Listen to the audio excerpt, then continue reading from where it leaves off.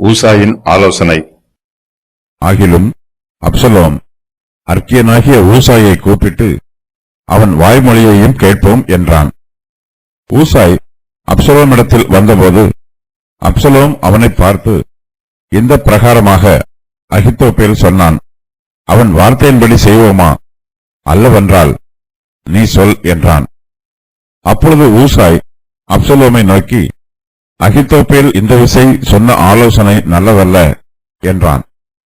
மேலும் ஊசாய், உம்முடைய தகப்பனும் அவன் மனுஷரும் பலசாலிகள் என்றும் வெளியிலே குட்டிகளை பறிகொடுத்த கரடியைப் போல மனமெருகிறவர்கள் என்றும் நீர் அறிவீர். உம்முடைய தகப்பன் யுத்த வீரனுமாய் இருக்கிறார். அவர் இராக்காலத்தில் ஜனங்களோட தங்கமாட்டார். இதோ அவர் இப்பொழுது ஒரு கெபியிலாவது வேறே யாதோரிடத்திலாவது ஒளிந்திருப்பார். துவக்க காலத்திலேதானே நம்முடையவர்களில் சிலர் பட்டார்களேயானால் அதை கேட்கிற யாவரும் அப்சலோமை பின் செல்லுகிற ஜனங்களில் சங்காரம் உண்டாயிற்று என்பார்கள். அப்பொழுது சிங்கத்தின் இருதயத்திற்கொத்த இருதயமுள்ள பலவானா இருக்கிறவனும் கூட கலங்கி போவான். உம்முடைய தகப்பன் சௌரியவான் என்றும் அவரோடு இருக்கிறவர்கள் பலசாலிகள் என்றும் இஸ்ரவேலர் எல்லாரும் அறிவார்கள். ஆதலால் நான் சொல்லுகிற யோசனையாவது, தான் முதல் பெயர்சபா மட்டும் இருக்கிற கடற்கரை மணலத்தினை திரட்சியான இஸ்ரவேலர் எல்லாரும் உம் மண்டையில் கூட்டப்பட்டு நீர்தானே கூட யுத்தத்திற்கு போக வேண்டும். அப்பொழுது அவரை கண்டுபிடிக்கிற எவ்விடத்திலாகிலும் நாம் அவரிடத்தில் போய் பனி பூமியின் மேல் இறங்குவது போல அவர் மேல் இறங்குவோம். அப்படியே அவரோடு இருக்கிற எல்லா மனுஷரிலும் ஒருவனும் அவருக்கு மீந்திருப்பதில்லை. ஒரு பட்டணத்திற்குள் புகுந்தாரேயானால் இஸ்ரவேலர் எல்லாரும் அந்த பட்டணத்தின் மேல் கயிறுகளை போட்டு அங்கே ஒரு பொடிக்கல்லும் காணப்படாதே போக மட்டும் அதை இழுத்து ஆற்றிலே போடுவார்கள் என்றான். அப்பொழுது அப்சலோமும் இஸ்ரவேல் மனுஷர் அனைவரும் அகித்தோப்பேலின் ஆலோசனையை பார்க்கிலும் அர்க்கியனாகிய ஊசாயின் ஆலோசனை நல்லது என்றார்கள். இப்படி கர்த்தர் அப்சலோமின் மேல் பொல்லாப்பை வரப்பண்ணும் பொருட்டு அகித்தோப்பேலின் நல்ல ஆலோசனையை அபத்தமாக்குகிறதற்கு கர்த்தர் கட்டளையிட்டார். அகித்தோப்பேலின் ஆலோசனை அப்சலோமின் பார்வைக்கு நலமாய் தோன்றுகிறது. ஆனாலும் அவன் ஊசாயிடமும் ஆலோசனை கேட்க வேண்டும் என்று விரும்புகிறான்.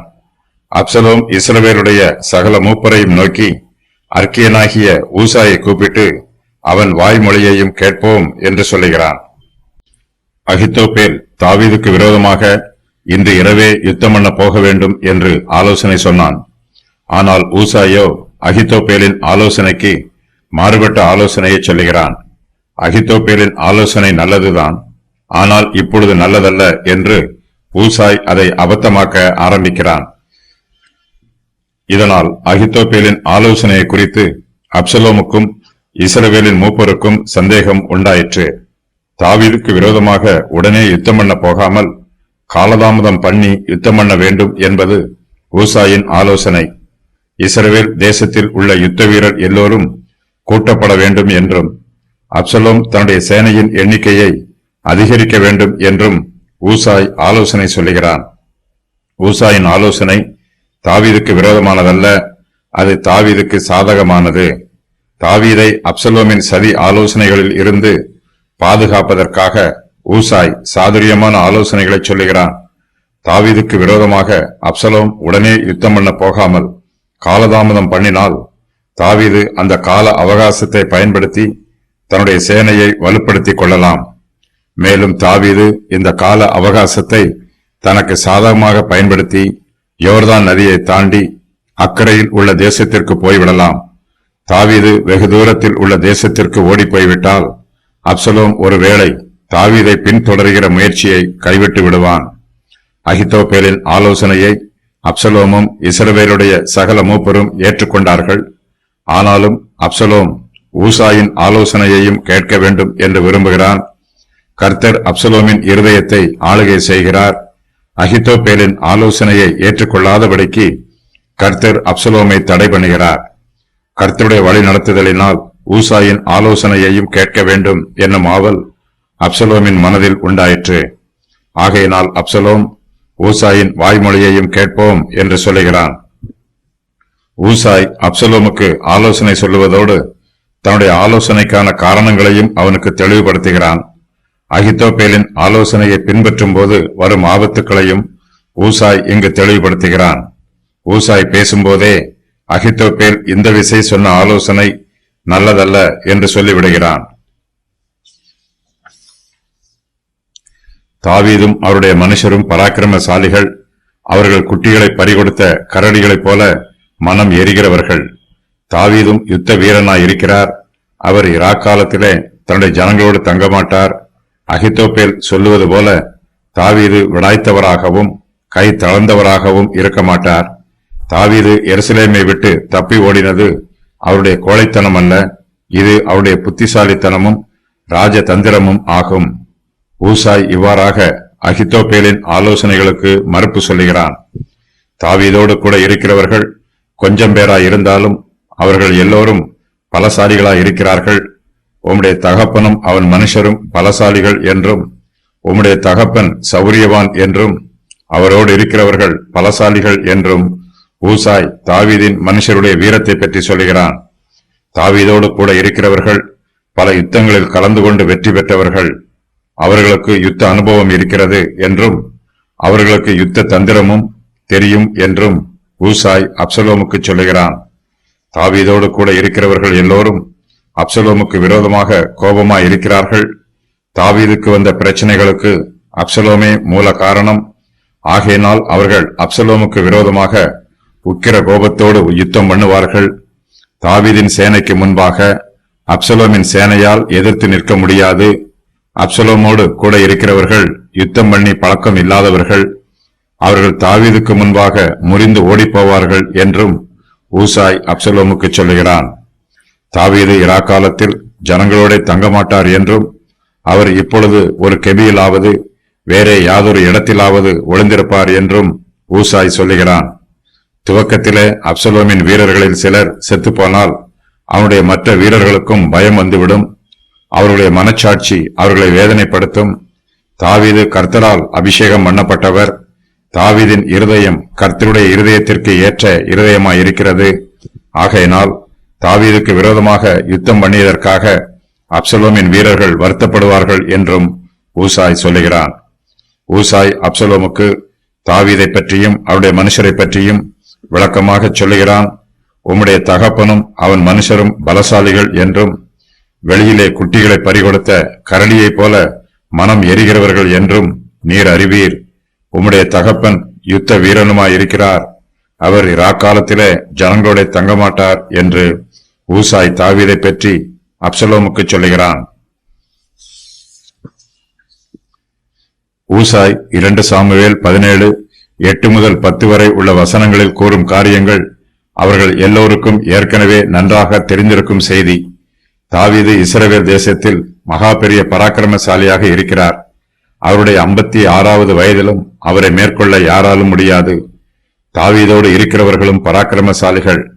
பொதுவாக தாவீது இராக்காலத்திலே ஜனங்களோட தங்குவதில்லை. தாவீதுக்கு விரோதமாக இந்த இரவு வேளையிலே யுத்தம் பண்ண போனால் அப்சலோமின் மனுஷருக்கு எப்படிப்பட்ட தோல்வி உண்டாகும் என்பதையும் ஊசா அப்சலோமுக்கு விவரமாக எடுத்துச் சொல்லுகிறான். இதோ அவர் இப்பொழுது ஒரு கெபியிலாவது வேறே யாதோர் இடத்திலாவது ஒளிந்திருப்பார். துவக்கத்திலே தானே நம்முடையவர்களில் சிலர் பட்டார்களேயானால் அதை கேட்கிற யாவரும் அப்சலோமை பின் செல்லுகிற ஜனங்களில் சங்காயிரம் உண்டாயிற்று என்பார்கள். அப்பொழுது சிங்கத்தின் இருதயத்திற்கு ஒத்த இருதயமுள்ள பலவானாய் இருக்கிறவனும் கூட கலங்கி போவான். உம்முடைய தகப்பன் சௌரியவான் என்றும் அவரோடு இருக்கிறவர்கள் பலசாலிகள் என்றும் இஸ்ரவேலர் எல்லாரும் அறிவார்கள் என்று ஊசாய் அப்சலோமுக்கு சொல்லுகிறான். போர் முனையில் தோல்வியை பற்றிய சிறிய செய்தி கூட போர் வீரர்கள் மத்தியில் குழப்பத்தை ஏற்படுத்திவிடும். குழப்பத்தில் போர் வீரர்கள் ஓடிப் போவார்கள். ஊசாய் தன்னுடைய ஆலோசனையை சொல்லும் போது தன்னுடைய ஆலோசனைக்கான காரணங்களையும் எடுத்துச் சொல்லுகிறான். ஊசாயின் ஆலோசனைகள் அப்சலோமுக்கு பெருமை சேர்ப்பதாய் இருக்கிறது. ஊசாய் அப்சலோமின் மனதிற்கேற்ற பிரகாரமாக பேசுகிறான். ஊசாய் இதுவரையிலும் அகித்தோப்பேலின் ஆலோசனைக்கு விரோதமாக பேசினான். இப்போது ஊசாய் தன்னுடைய ஆலோசனையை பற்றி சொல்லும்போது, ஆதலால் நான் சொல்லுகிற யோசனையாவது, தான் முதல் பெயர்சபா மட்டும் இருக்கிற கடற்கரை மணலத்தினை திரட்சியான இஸ்ரவேலர் எல்லாரும் மண்டையில் கூட்டப்பட்டு நீர்தானே கூட யுத்தத்திற்கு போக வேண்டும் என்று சொல்லுகிறான். ஊசாயின் யோசனையை அப்சலோமும் இஸ்ரவேலின் மூப்பரும் அங்கீகரித்து அகித்தோப்பேலின் யோசனையை தள்ளிவிடுகிறார்கள். யுத்தத்தில் தாவீதை ஜெயித்தால் அப்சலோமுக்கு பெருமை உண்டாகும். அவன் எப்போதுமே பெருமையை விரும்புகிறவன். அகித்தோப்பேலின் ஆலோசனைக்கு இது நேர்மாறாக இருக்கிறது. தாவீதை கொன்று அகித்தோப்பேல் நல்ல பெயர் எடுக்கலாம் என்று நினைக்கிறான். ஆனால் இங்கோ அந்த மேன்மையை ஊசாய் அப்சலோமுக்கு தருகிறான். அப்சலோம் முதலாவதாக இஸ்ரவேல் தேசம் முழுவதிலும் இருந்து தன்னுடைய சேனையை கூட்டிச் சேர்க்க வேண்டும். தாவீதுக்கு விரோதமான யுத்தத்திலே அப்சலோம் நேரடியாக போக வேண்டும். ஊசாய் இதை சொல்லும்போது அப்சலோம் அகித்தோப்பேலை விட மிகப்பெரிய வீரன் என்பது போல பேசுகிறான். அப்சலோம் யுத்தத்திற்கு போனால்தான் அவனுக்கு வெற்றி கிடைக்கும் என்றும், அகித்தோப்பேல் யுத்தத்துக்கு போனால் அப்சலோமுக்கு வெற்றி கிடைக்க வாய்ப்பில்லை என்பது போலவும் ஊசாய் சொல்லுகிறான். இதை கேட்டு அப்சலோமின் மனதில் பெருமை உண்டாயிற்று. அப்சலோமின் சேனை திரளான எண்ணிக்கையில் இருக்கும்போது தாவீதை எளிதாக கண்டுபிடித்து விடலாம் என்றும் ஊசாய் ஆலோசனை சொல்லுகிறான். அப்சலோமின் சேனை திரளான எண்ணிக்கையில் கூட்டிச் சேர்க்கப்படும் போது அவனுக்கு என்னென்ன அனுகூலங்கள் உண்டாகும் என்பதையும் ஊசாய் விரிவாக சொல்லுகிறான். ஊசாய் அப்சலோமை நோக்கி, அப்பொழுது அவரை கண்டுபிடிக்கிற எவ்விடத்திலாகிலும் நாம் அவரிடத்தில் போய் பனி பூமியின் மேல் இறங்குவது போல அவர் மேல் இறங்குவோம். அப்படியே அவரோடு இருக்கிற எல்லா மனுஷரிலும் ஒருவரும் அவருக்கு மீந்திருப்பதில்லை. ஒரு பட்டணத்திற்குள் புகுந்தாரேயானால் இஸ்ரவேலர் எல்லாரும் அந்த பட்டணத்தின் மேல் கயிறுகளை போட்டு அங்கே ஒரு பொடி கல்லும் காணப்படாதே போக மட்டும் அதை இழுத்து ஆற்றிலே போடுவார்கள் என்று சொல்லுகிறான். ஊசாய் சொன்ன ஆலோசனையின் விவரம் வருமாறு, அகித்தோப்பேல் இந்த விசை சொன்ன ஆலோசனை நல்லதல்ல. உம்முடைய தகப்பனும் அவன் மனுஷரும் பலசாலிகள் என்று நீர் அறிவீர். அவர்கள் வெளியிலே குட்டிகளை பறிகொடுத்த கரடியைப் போல மனம் எரிகிறவர்கள் என்று நீர் அறிவீர். உம்முடைய தகப்பன் யுத்த வீரனுமாயிருக்கிறார். அவர் ராக்காலத்தில் ஜனங்களோட தங்க மாட்டார். அவர் இப்பொழுது ஒரு கெபியிலாவது வேறே யாதோர் இடத்திலாவது ஒளிந்திருப்பார். துவக்கத்திலே தானே நம்முடையவர்களில் சிலர் பட்டார்களேயானால் அதை கேட்கிற யாவரும் அப்சலோமை பின்பற்றி செல்கிற ஜனங்களில் சங்காரம் உண்டாயிற்று என்பார்கள். அப்பொழுது சிங்கத்தின் இருதயத்திற்கு ஒத்த இருதயம் உள்ள பலவானாய் இருக்கிறவனும் கூட கலங்கி போவான். உம்முடைய தகப்பன் சௌரியவான் என்றும் அவரோடு இருக்கிறவர்கள் பலசாலிகள் என்றும் இஸ்ரவேலர் எல்லோரும் அறிவார்கள். ஆதலால் நான் சொல்லுகிற யோசனையாவது, தான் முதல் பெயர்சபா மட்டும் இருக்கிற கடற்கரை மணலத்தினை திரட்சியான இஸ்ரவேலர் எல்லோரும் அண்டையிலே கூட்டப்படட்டும். நீர்தானே கூட யுத்தத்திற்கு போக வேண்டும். அவரை கண்டுபிடிக்கிற எவ்விடத்திலாகிலும் நாம் அவரிடத்தில் போவோம். பனி பூமியின் மேல் இறங்குவது போல அவர் மேல் இறங்குவோம். அவரோடு இருக்கிற எல்லா மனுஷரிலும் ஒருவனும் அவருக்கு மீந்திருப்பதில்லை. ஒரு பட்டணத்திற்குள் புகுந்தாரேயானால் இஸ்ரவேலர் எல்லோரும் அந்த பட்டணத்தின் மேல் கயிறுகளை போடுவோம். அங்கே ஒரு பொடி கல்லும் காணப்படாதே போக மட்டும் அதை இழுத்து ஆற்றிலே போடுவோம். அகித்தோப்பேலும் ஊசாயும் அப்சலோமுக்கு ஆலோசனை கூறுகிறார்கள். ஊசாயின் ஆலோசனையே அப்சலோமுக்கும் இஸ்ரவேலின் மூப்பருக்கும் நல்ல ஆலோசனையாக படுகிறது. அகித்தோப்பேலின் ஆலோசனையை அபத்தமாக்குகிறதற்காக கர்த்தர் இவ்வாறு கட்டளையிட்டிருக்கிறார். அப்சலோம் தன் யோசனையின்படி நடக்கவில்லை என்று அகித்தோப்பேல் கண்டபோது தன் வீட்டுக்கு போய் நான்று கொண்டு செத்து போகிறான். இந்த சம்பவத்தினால் தாவீதுக்கு தப்பி ஓடுவதற்கும் யுத்தத்திற்கு ஆயத்தமாவதற்கும் சமயம் கிடைக்கிறது. அகித்தோப்பேல் அப்சலோமுக்கு ஏற்கனவே 2 சாமுவேல் 16:21 முதல் 23 வரை உள்ள வசனங்களில் தாவீதின் மறுமனையாட்டிகளோட சேருமாறு ஆலோசனை கூறினான். இப்போது 12,000 பேரை தெரிந்து கொண்டு எழுந்து இன்று ராத்திரி தாவீதை பின்தொடர்ந்து போக வேண்டும் என்று மற்றொரு ஆலோசனையை கூறுகிறான். தாவீது விடாய்த்தவனும் கை தளர்ந்தவனுமாய் இருக்கையில் அவனை திடுக்கிட பண்ணலாம். அப்பொழுது அவனோடு இருக்கும் ஜனங்கள் எல்லோரும் ஓடிப்போவதினால் ராஜா ஒருவனை மாத்திரம் வெட்டி போடலாம் என்று ஆலோசனை கூறுகிறான். இதன் பின்பு ஜனங்கள் சமாதானத்தோடு இருப்பார்கள் என்பது அகித்தோப்பேலின் ஆலோசனை. அப்சலோமுக்கும் இஸ்ரவேலின் மூப்பருக்கும் இந்த ஆலோசனை நல்ல ஆலோசனையாக இருக்கிறது. ஆனால் அவர்கள் ஊசாயின் ஆலோசனையையும் கேட்க விரும்புகிறார்கள். ஊசாயின் ஆலோசனையை கேட்ட பின்பு அவர்கள் அகித்தோப்பேலின் ஆலோசனையை தள்ளிவிட்டு ஊசாயின் ஆலோசனையை அங்கீகரிக்கிறார்கள். இதனால் அவமானமடைந்த அகித்தோப்பேல் தன் ஜீவனை மாய்த்துக் கொள்கிறான். ஊசாயின் ஆலோசனையும் திட்டமும் அப்சலோமுக்கு பிடித்திருக்கிறது. தாவீதோடு கூட இருக்கிற எல்லோரையும் சங்காரம் பண்ண வேண்டும் என்று அப்சலோம் விரும்புகிறான். அகித்தோப்பேலோ தாவீதை மாத்திரம் வெட்டி போட்டு கொன்று போடலாம் என்று சொன்னான். ஊசாயோ தாவீதோடு கூட இருக்கிற எல்லோரையும் அழித்து போடலாம் என்று சொல்லுகிறான். தாவீதையும் அவரோடு கூட இருக்கிற எல்லா மனுஷரையும் அழித்து போட்டு பழிவாங்க வேண்டும் என்னும் எண்ணம் அப்சலோமின் மனதில் இருக்கிறது. அப்சலோம் பெருமை பிடித்தவன். ஊசாயின் ஆலோசனை அப்சலோமின் பெருமையை கூட்டுகிறது. ஒரு பட்டணத்தையே இழுத்து ஆற்றிலே போடும் அளவுக்கு தன்னுடைய சேனையின் எண்ணிக்கையை அதிகரிக்க வேண்டும் என்று அப்சலோம் ஆசைப்படுகிறான். ஊசாயின் ஆலோசனை அப்சலோமின் பார்வைக்கும் இஸ்ரவேலுடைய சகல மூப்பரின் பார்வைக்கும் நலமாய் தோன்றுகிறது. அப்பொழுது அப்சலோமும் இஸ்ரவேல் மனுஷர் அனைவரும் அகித்தோப்பேலின் ஆலோசனையை பார்க்கிலும் அர்க்கியனாகிய ஊசாயின் ஆலோசனை நல்லது என்று சொல்லுகிறார்கள்.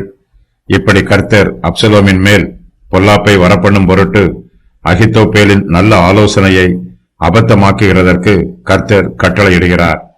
அகித்தோப்பேலின் ஆலோசனையை பார்க்கிலும் அர்க்கியனாகிய ஊசாயின் ஆலோசனை நல்லது. இது அகித்தோப்பேலுக்கு கசப்பாக இருக்கிறது. அகித்தோப்பேல் தாவீதுக்கும் அப்சலோமுக்கும் ஆலோசனைக்காரனாக இருந்தவன். அவன் நல்ல ஆலோசனைதான் கூறினான். அது அவர்களுக்கே தெரியாது. கர்த்தர் அகித்தோப்பேலின் ஆலோசனையை அபத்தமாக்க சித்தம் கொண்டபடியினால் அவனுடைய ஆலோசனை அங்கீகரிக்கப்படவில்லை. இதுவரையிலும் அகித்தோப்பேலின் ஆலோசனை புறக்கணிக்கப்படவில்லை. இப்போதுதான் முதல் முறையாக புறக்கணிக்கப்படுகிறது. தன்னுடைய ஆலோசனை ஏற்றுக்கொள்ளப்படாததினால் யுத்தத்தில் தாவீதே ஜெயிப்பான் என்பதும் ஜெயித்தவுடன் அவன் தன்னை பழிவாங்கி போடுவான் என்பதும் அகித்தோப்பேலுக்கு நன்றாக தெரியும். ஆகையினால் அவன் தன் உயிரை மாய்த்துக் கொள்ள தீர்மானம் பண்ணுகிறான்.